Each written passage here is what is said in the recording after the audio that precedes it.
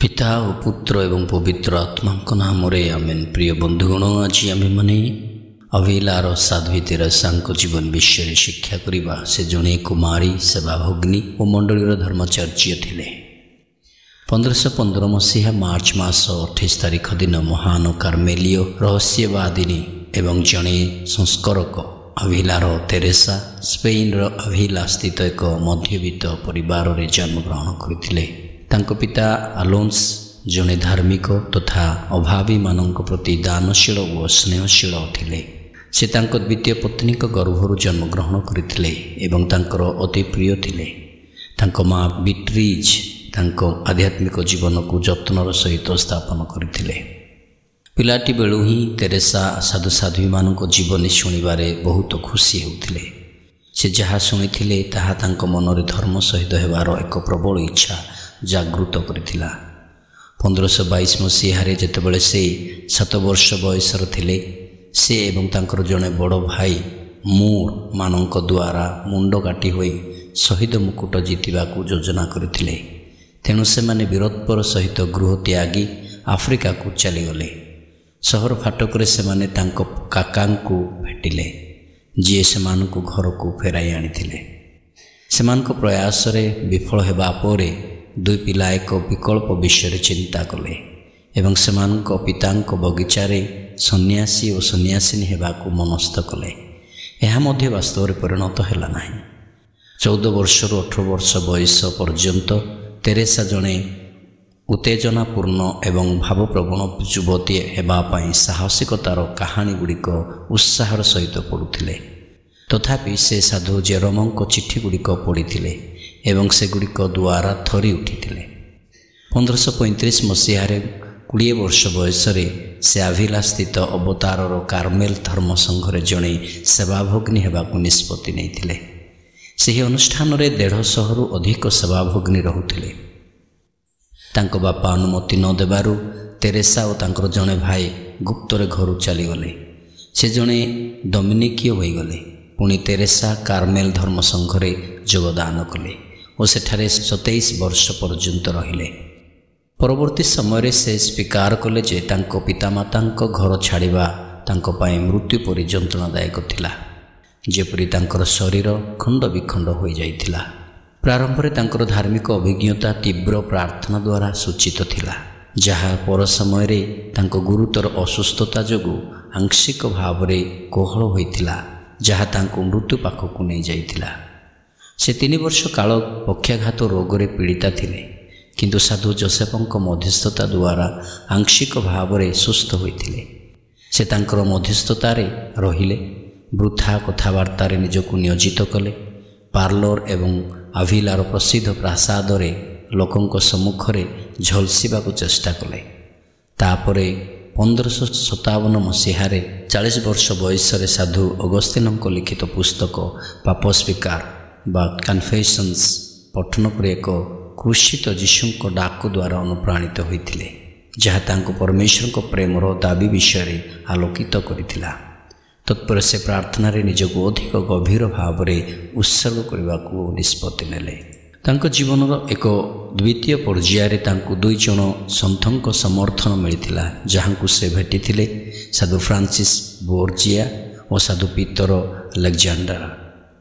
से सर्वदा अधिक सिद्ध मार्ग ग्रहण करने एवं यथासंभव नीति पालन करने प्रतिज्ञा करी तांकर संस्करण कार्य आरंभ करथिले। तांकर आध्यात्मिक पितांक अनुमोदन रे से तांको भौणी जोआना और परिवार को नहीं आभिलारे एक घर क्रय कले एवं यहाको एक अनुष्ठान भाव में परिवर्तन करा समय रे यार दखल करने को देइथिले। से एक नूतन अनुष्ठान भित्तिभूमि स्थापन पाई पुणे पितांको ठारू अनुमति लाभ कर सारिथिले। 1562 साल अगस्ट मास 24 तारिख रे से सही घरे साधु जोसेफंक मठ प्रतिष्ठा करथिले, जोठारे स्वल्प संख्यार सन्यासिनी एकत्र रही कार्मेलीय धर्मसंघर पुरातन नियम पालन करी आदिम सन्यासी मानक उदाहरण अनुसरण करथिले।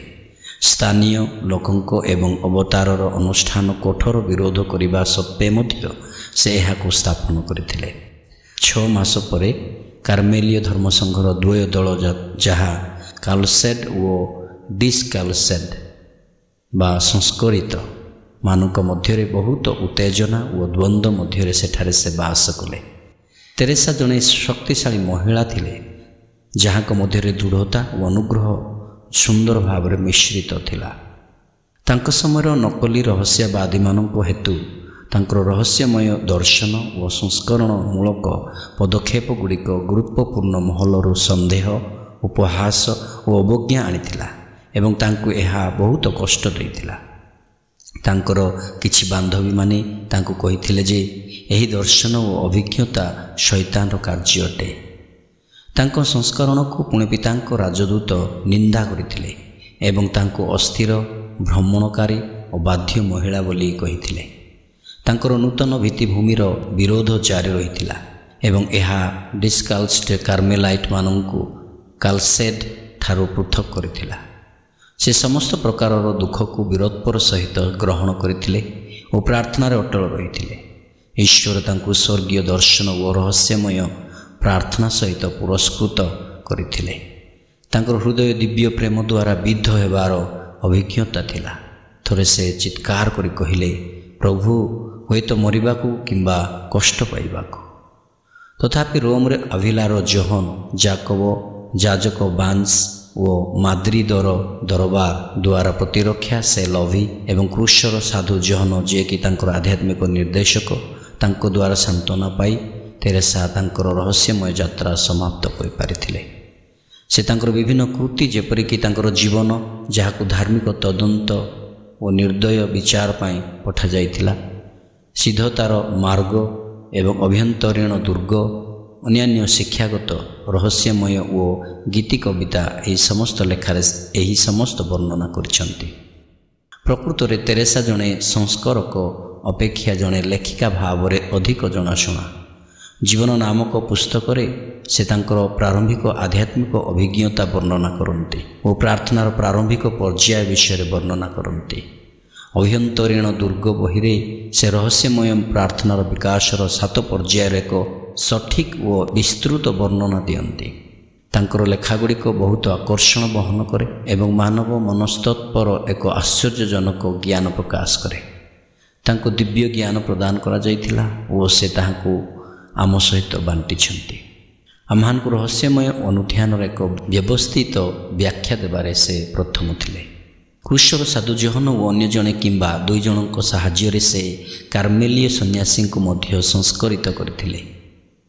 ଧୈର୍ଯ୍ୟର ସହିତ କଠୋର ବିରୋଧର ସମ୍ମୁଖୀନ ହୋଇ ମଧ୍ୟ ସେ କାର୍ମେଲୀୟଙ୍କ ଅପ୍ରତିବନ୍ଧିତ ନିୟମ ଅଧୀନରେ ସନ୍ନ୍ୟାସିନୀଙ୍କ ପାଇଁ 17ଟି ମଠ ଏବଂ ସନ୍ନ୍ୟାସୀଙ୍କ ପାଇଁ 15ଟି ମଠ ପ୍ରତିଷ୍ଠା କରିଥିଲେ। ଗୁଣବତ୍ତା ବିନା ଅଧିକ ସଂଖ୍ୟାର ସଦସ୍ୟଙ୍କ ବଦଳେ ଗୁଣବତ୍ତା ସଦସ୍ୟତା ଉପରେ ସେ ଜୋର ଦେଇଥିଲେ। ବାସ୍ତବରେ ତାଙ୍କ ମଠଗୁଡ଼ିକରେ କମ୍ ସଂଖ୍ୟକ ସେବାଭଗ୍ନୀ ରହିବା କଥା। ଏହିପରି ସେ ଧାର୍ମିକ ମହିଳା ବା ସେବାଭଗ୍ନୀମାନଙ୍କ ପାଇଁ ଏକ ସଂଗଠିତ ଜୀବନ ଓ ଆଧ୍ୟାତ୍ମିକ ଜୀବନରେ ଏକ ସଂସ୍କରଣ ଆରମ୍ଭ କରିଥିଲେ। ତେରେସାଙ୍କ ଲକ୍ଷ୍ୟ ଥିଲା କାର୍ମେଲୀୟ ଜୀବନକୁ ଆଭ୍ୟନ୍ତରୀଣ ଜୀବନ ପାଇଁ ଅଧିକ ଉପଯୁକ୍ତ ଭାବରେ ପୁନଃ ସଂଗଠିତ କରିବା ଏବଂ ମାନସିକ ପ୍ରାର୍ଥନାର ଅଭ୍ୟାସକୁ ତୀବ୍ର କରିବା। ତାଙ୍କ ମତରେ ଅବତାର ସେବାଭଗ୍ନୀ ଅନୁଷ୍ଠାନରେ ଅତ୍ୟଧିକ ସେବାଭଗ୍ନୀ ଅନ୍ତେବାସୀ ଓ ପରିଦର୍ଶକ ଥିଲେ। ସେବାଭଗ୍ନୀମାନେ ସେମାନଙ୍କର ସମ୍ପତ୍ତି ବଜାୟ ରଖିଥିଲେ ଏବଂ ଏହା ସେମାନଙ୍କ ମଧ୍ୟରେ ଆର୍ଥିକ ପାର୍ଥକ୍ୟ ସୃଷ୍ଟି କରିଥିଲା ଓ ଫଳସ୍ୱରୂପ ଅନୁଷ୍ଠାନର ଆଧ୍ୟାତ୍ମିକ ଓ ଭୌତିକ ସଂଗଠନ ତଥା ଶୃଙ୍ଖଳାରେ ବହୁତ ଦ୍ୱନ୍ଦ୍ୱ ସୃଷ୍ଟି କରିଥିଲା। ଏହାର ବିପରୀତରେ ତେରେସାଙ୍କ ସଂସ୍କରଣର ଅର୍ଥ ଥିଲା କଠୋର ଘେରାବନ୍ଦୀ, ସମ୍ପୂର୍ଣ୍ଣ ଦାରିଦ୍ର୍ୟତା, ମହାନ ତପସ୍ୟା, କିଛି ଘଣ୍ଟା ଏକାକିତ ଏବଂ ପ୍ରତିଦିନ 2 ଘଣ୍ଟା ଲେଖାଏଁ ମାନସିକ ପ୍ରାର୍ଥନା କରିବା। ସେ ଶିକ୍ଷା ଦେଇଥିଲେ, ଯାହାର ଈଶ୍ୱର ଅଛନ୍ତି ତାହା ପାଇଁ କିଛି ଅଭାବ ନାହିଁ, କେବଳ ଈଶ୍ୱର ହିଁ ଯଥେଷ୍ଟ। ସେ ଅବତାର ରହସ୍ୟକୁ ଭଲ ପାଉଥିଲେ ଏବଂ ଖ୍ରୀଷ୍ଟଙ୍କ ମାନବତାର ବିଷୟ ଉପରେ ଧ୍ୟାନ ଓ ପ୍ରେମର ନିରନ୍ତର ପ୍ରଶଂସା ପାଇଁ ପ୍ରସିଦ୍ଧ।